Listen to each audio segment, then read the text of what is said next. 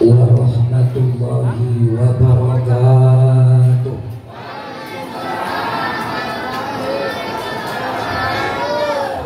Alhamdulillahilladzi anzala al-Qur'an hudan linnas wa bayyinatin minal huda wal furqan.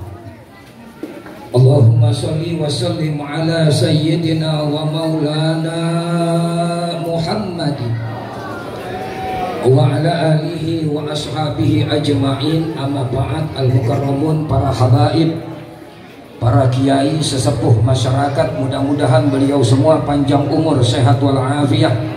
Wabil khusus orang tua kita, guru kita, Bapak Kiai Haji Rahmatullah ya, Rahmat RA. Mudah-mudahan beliau panjang umur, sehat walafiat, ilmunya dijadikan ilmu yang bermanfaat bagi kita semua. Aparatur pemerintah, Bapak Ibu, remaja, adik-adik yang berbahagia, singkat aja, ini mungkin acara sampai asar kali ya, ya Ustaz Rahmat.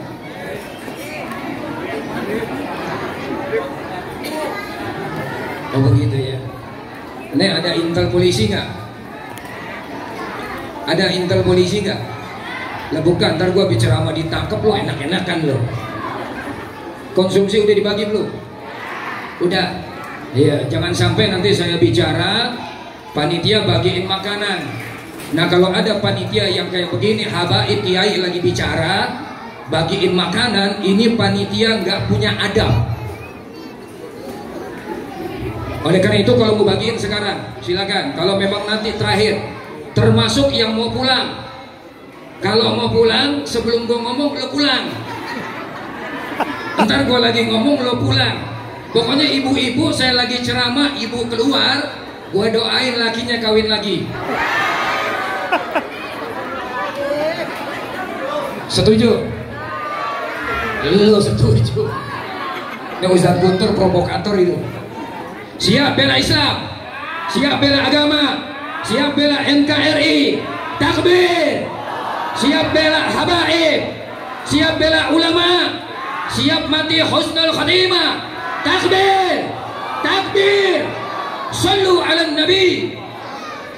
Pokoknya yang kagak angkat tangan, gue udah mati-matian, gue doain tangan lu semper. Lu udah begini, lu diem-diem aja gitu sudah. Agama nggak gampang ibu ya, ini perjuangan yang sangat luar biasa. Nah pada kesempatan yang singkat aja, saya masuk gigi 6, langsung loncat. Ya, kenapa? Banyak ulama, banyak kiai, banyak habaib di belakang sana.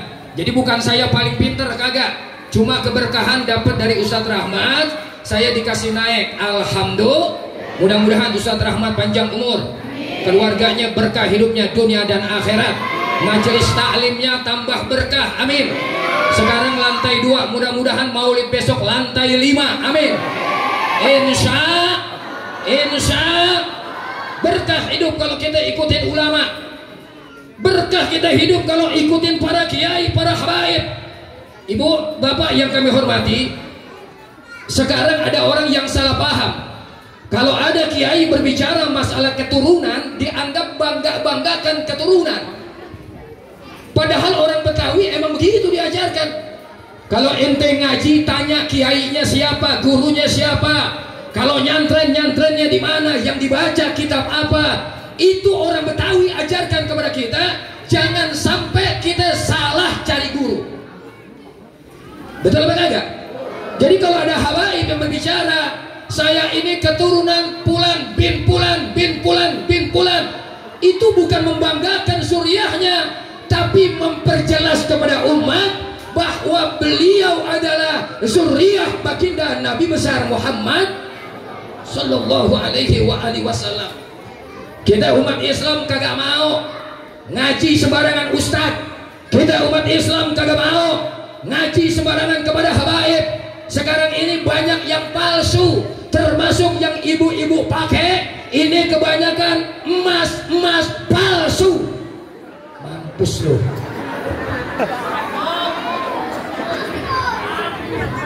Lah orang kaya aja yang rumahnya gede, mobilnya Fortuner Pajero, ngaji kagak pernah pakai emas bererot. lu orang susah, lu mangontrak, laki lu mancing melulu, sombong emas dipakai. Ternyata setelah diselidiki, si Mumun emasnya palsu.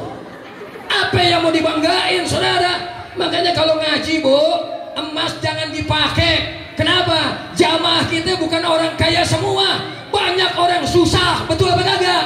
Sombong, langsung pada dumpetin. Mampus tuh rasain. Lah iya, mampang aja gelang sampai bererot, cincin jari, masya Allah, lima-limanya dipakai semua. Giliran tetangganya ada orang susah, ada anak yatim, ada fakir miskin, ada madrasah, kagak pernah dibantu. Makanya saudara, jangan ketipu sama tampang. Panitia maulid datang ke rumah orang kaya, nyumbangnya cuma gocap, ngopinya lama. Itu strategi orang kaya biadab. Diajak ngobrol aja tuh biar lama panitia sampai kembung, nyumbangnya cuma gocap. Tapi giliran yang nyumbang orang susah, maaf, nggak boleh ketipu tampang. Kadang-kadang lakinya cuma ojek online, maaf, kadang-kadang cuma tukang sayur, maaf, kadang-kadang mereka orang susah, tapi nyumbang maulid nabinya lebih besar ketimbang orang yang besar, lebih besar ketimbang yang rumahnya besar, lebih besar ketimbang orang yang rumahnya bagus, kendaraannya bagus, betul apa kagak? Makanya jangan ketipu, ya. Nih ibu-ibu yang kelihatan susah, belum tentu susah. Siapa yang tahu melarat.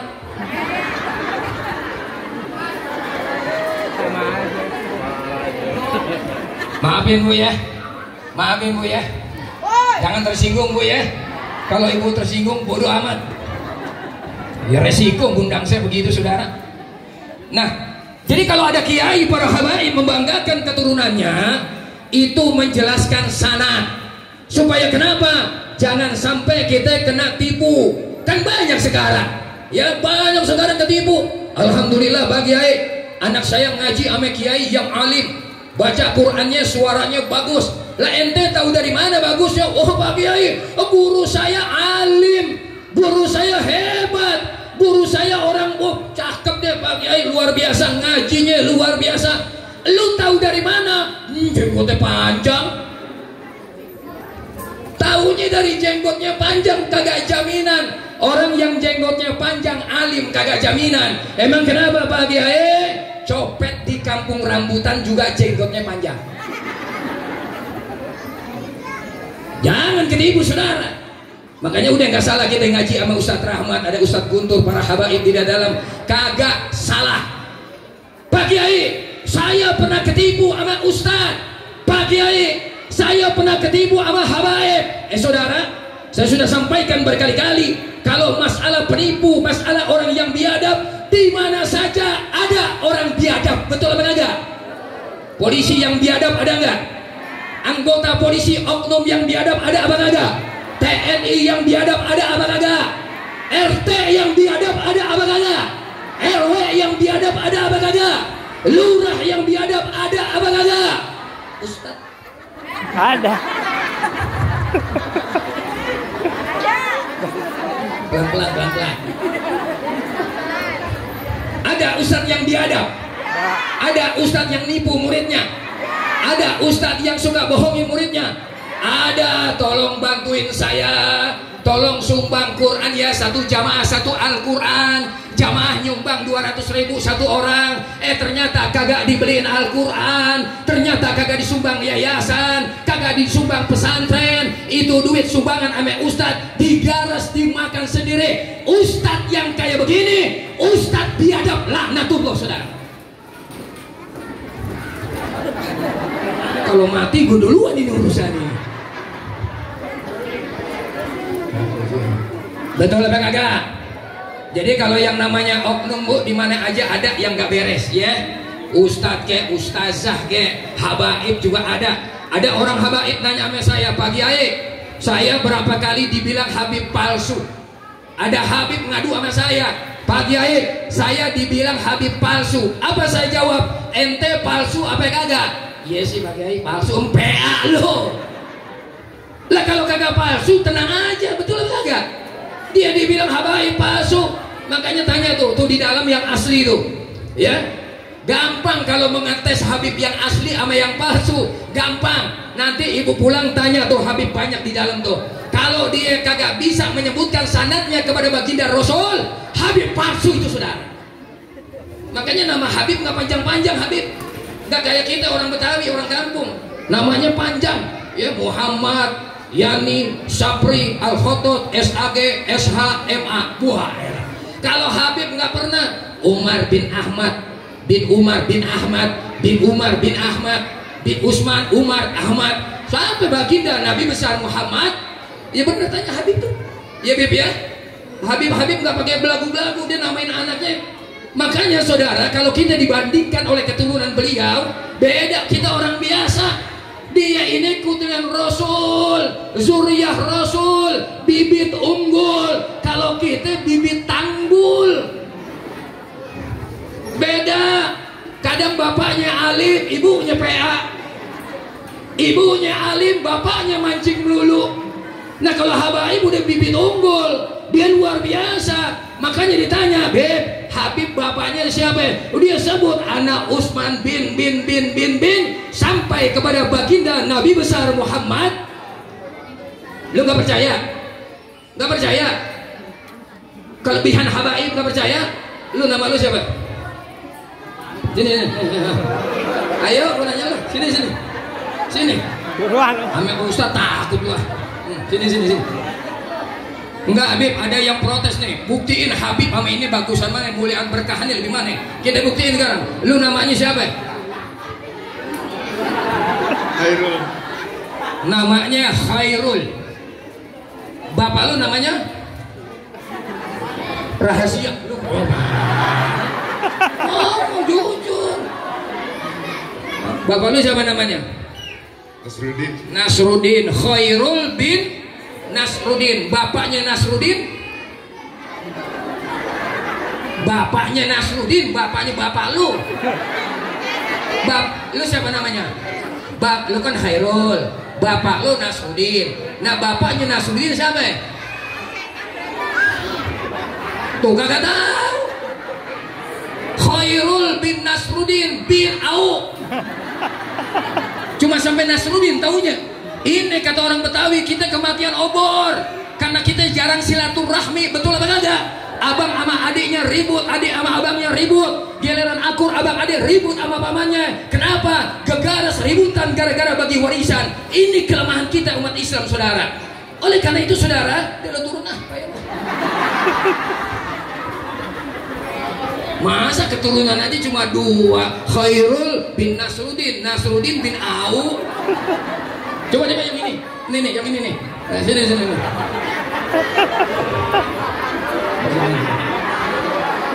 Ini.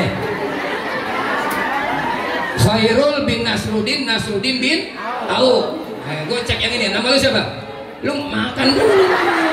Depan kiai mau makan aja. Nih kalau di YouTube nih viral nih, Ustadz gamparin jamaah. Hati-hati lu, jangan masukin YouTube ya. Gua malu sayang begitu. Ntar di YouTube dipotong Ustadz gamparin murid. Wah, kekerasan ditangkep gue, amplopnya gopek. Nih begini bukan nabok, bukan. Udah telen. Nah, siapa nama lu? Irfan. Irfan bin apa?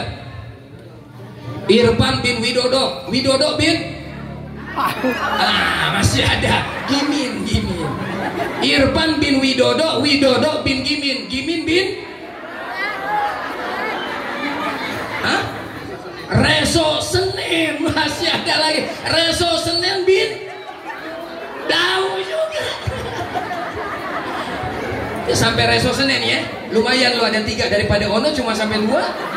Iya, Khairul bin Nasruddin, Nasruddin bin Au. Udah, makasih. Biar sehat. Lu kenapa minum permen karet dulu? Kenapa? Mulut lu bau.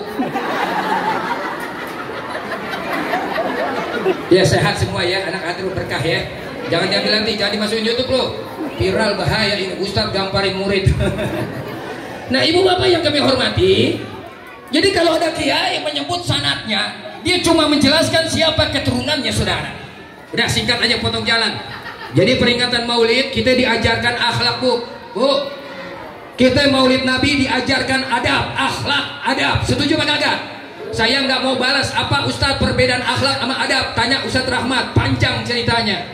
Udah kita anggap aja akhlak dan adab. Nah, umat Islam sekarang ini lagi krisis akhlak, lagi krisis adab. Oleh karena itu kalau saat bahasa Arab, al-adab fauqal ilmi. Ya, adab itu di atas ilmu. Buat apa ente ilmu tafsirnya hebat? Buat apa Anda balagohnya hebat? Buat apa Anda ngajinya hebat? Tapi akhlaknya kagak dipakai. Terus ada yang tanya, akhlak kepada siapa Pak Kiai? Terutama akhlak kita kepada kedua orang tua kita. Emang kenapa Pak Kiai? Karena sampai sekarang masih banyak anak-anak yang biadab, kurang ajar sama orang tuanya, datang ke rumah orang tuanya bukan bawain beras, angkutin beras.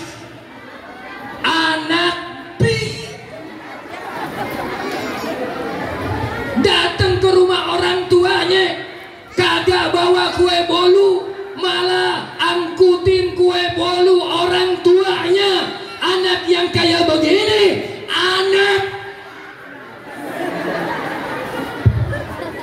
datang ke rumah orang tuanya, dia bukan ngurusin orang tuanya, bahkan anak-anaknya dibawa, dititip kepada orang tuanya yang sudah tua, lanjut usia. Ma, tolong rawatin anak saya. Ma, tolong kasih makan anak saya. Anak yang kayak begini termasuk anak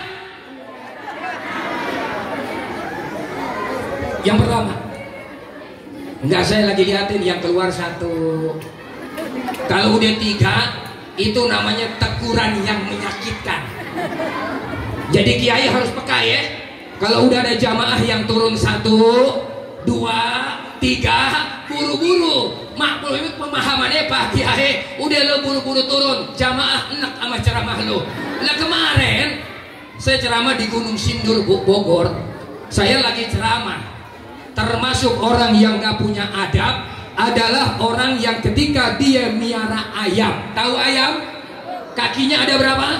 Nah, itu ayam dia piara, dia senang ayam, kagak masalah Ibu. Ustadz saya senang kucing, kagak masalah. Tapi tolong ayamnya dikandangkan, tolong kucingnya dikandangkan. Emang kenapa Pak Kiai? Jangan sampai kotoran ayam masuk teras tetangga. Jangan sampai kotoran kucing kita nginjekin daripada teras tetangga. Emang kenapa? Kalau ada manusia kayak begitu, tetangga biadab saudara.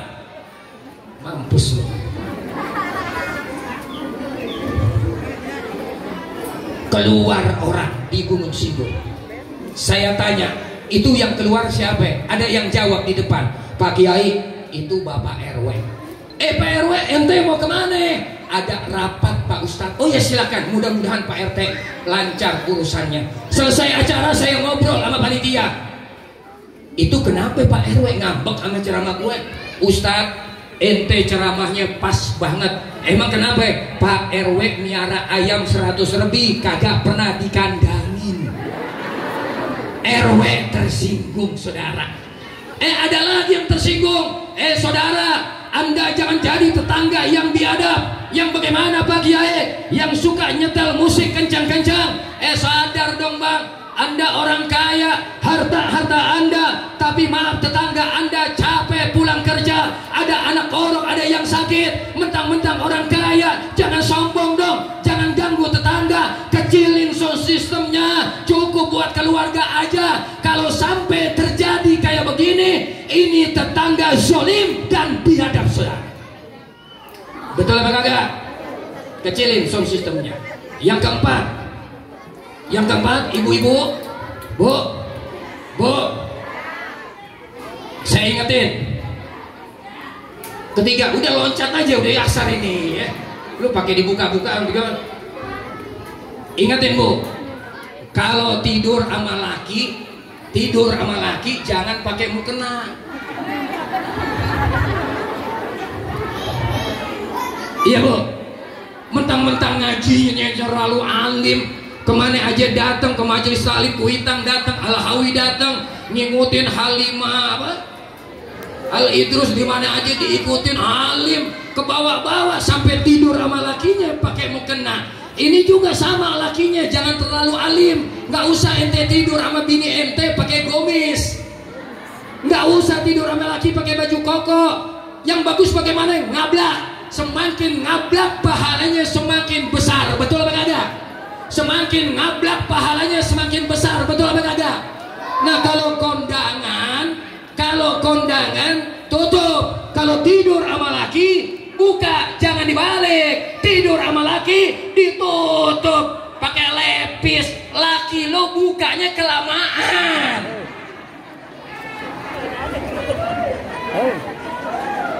Nah, ibu bapak yang kami hormati, nah pada kesempatan singkat ini akhlak-akhlak itu yang gampang remeh-temeh.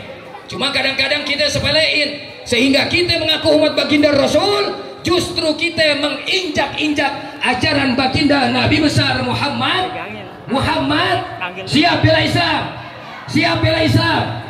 Udah, yang ini tadi kita mau ngecek yang ini kebanyakan nenek-nenek semua ini. Gue pengen tahu angkat tangannya nenek-nenek di mana aja. Bu, siap bela Islam, siap bela agama, siap bela NKRI, takbir, siap mendukung lakinya kawin lagi. Doain bu ya, biar istiqomah, laki ibu sayang sama ibu. Bapak-bapak, gue ingetin kepada lo yang suka mancing ya, gue ingetin yang suka mancing, gak usah nunjuk tangan.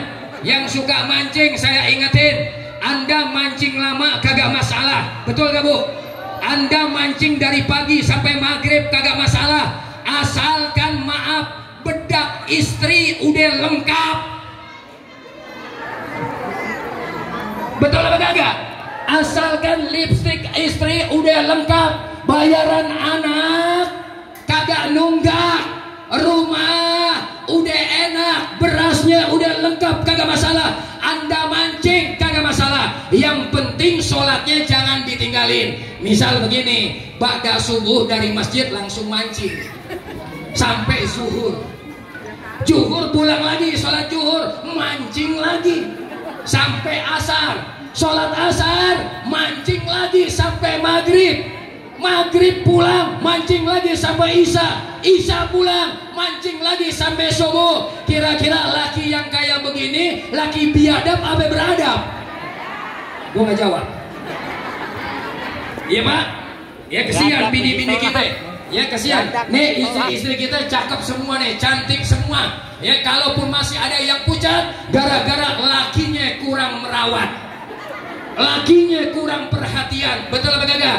Nah sebagai penutup, singkat aja hadirin, kalau bikin acara kayak begini, tampilkan mahabbah kita, cinta kepada Rasulullah, ya, Sallallahu Alaihi Wasallam. Jangan pelit-pelit untuk acara Rasul, ya, untuk maulid Nabi jangan pelit, ya, kita buat orang tua haul juga begitu, jangan pelit-pelit. Gak pantas saudara kalau kita bikin selamatan orang tua kita 40 hari, orang tua kita haul, orang tua kita kagak pantas ngasih pisang-pisang Lampung. Kalau ada kayak begini, anak durhaka kepada orang tuanya. Emang kenapa Pak Kiai? Giliran ngawinin anak pisangnya besar, giliran nyunatin anak anggurnya yang mahal. Kenapa kok giliran haul orang tua pisang yang murah, pisang yang bonyok, anggur yang bonyok, anak yang kayak begini saudara?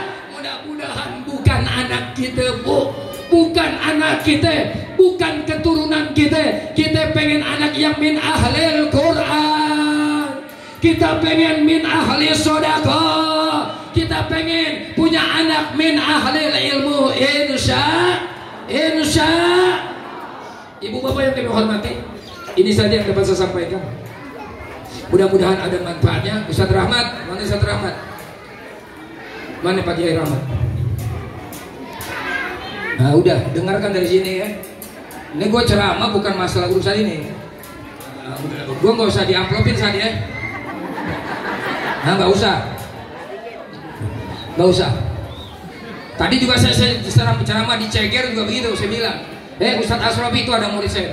Ustadz Asrofi, Ustadz Ketrut, nggak usah amplopin Ustadz Yani, ya, buat yang lain-lain aja. Ustadz duitnya nggak usah ya. Saya datang ke sini karena yang mengundang guru saya. Saya datang ke sini Ustadz Rahmat guru saya. Jadi kalau diundang guru kagak datang, durhaka nggak?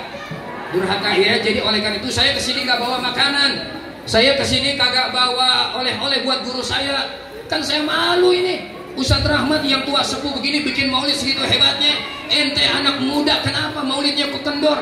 Ini yang tua-tua aja bikin maulid segini meriahnya saudara. Saya nggak bisa bantu Ustadz Rahmat, cuma bisa datang kayak begini juga. Hadirin, makanya saya bilang Ustadz doain aja biar saya istiqomah membela ajaran baginda Nabi besar Muhammad Sallallahu alaihi wasallam. Jadi Ustaz, nggak usah amploping saya, nggak usah kasih duit saya, nggak usah kasih berkat saya. Saya cuma minta Ustaz doain saya biar saya istiqomah. Ada yang tanya, Ustaz jadi kok bisa ngomong kayak begitu?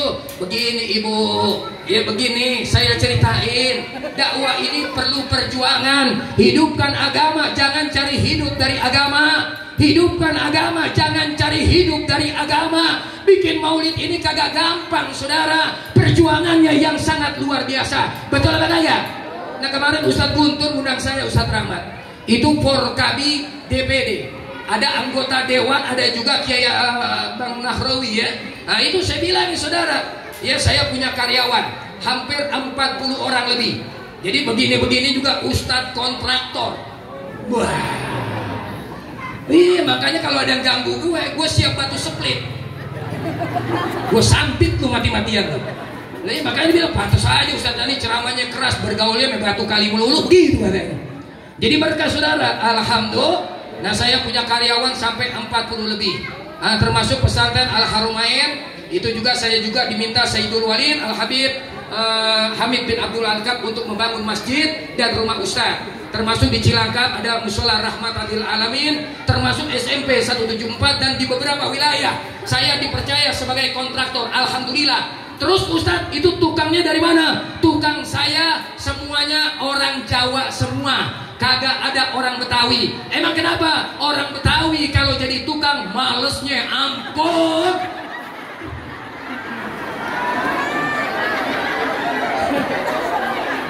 Gue suruh datang jam 7, dia datang jam 9.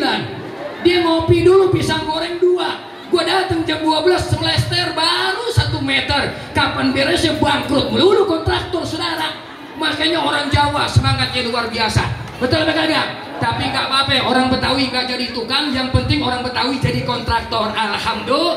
Nah yang lebih susah orang Betawi jadi gubernur. Oh susah tuh ya. Apalagi jadi presiden mesti berjuang mati-matian. Karena dari dulu Indonesia ini presidennya nggak pernah ada orang Betawi. Bung Karno orang apa? Nah, terus habis Bung Karno siapa lagi? Soeharto orang apa? Jawa lagi. Habis Soeharto siapa? Habibie orang apa? Jawa. Terus siapa lagi? Jawa. Sampai Megawati orang apa? Jawa. Terus sampai Jokowi orang apa? Pernah nggak ada orang Betawi jadi presiden? Kagak pernah, susah karena kita kurang berjuang. Tapi insya Allah tahun besok beberapa tahun yang akan datang Betawi jadi presiden negara kesatuan Republik Indonesia. Takbir. Bisa apa kagak? Bisa apa kagak? Kira-kira ngayal apa ngimpi ini? Orang jadi RT aja ngambek mulu Betawi. Iya Pak RT lakinya BH-nya kebuka ngambek. Wassalamualaikum warahmatullahi wabarakatuh.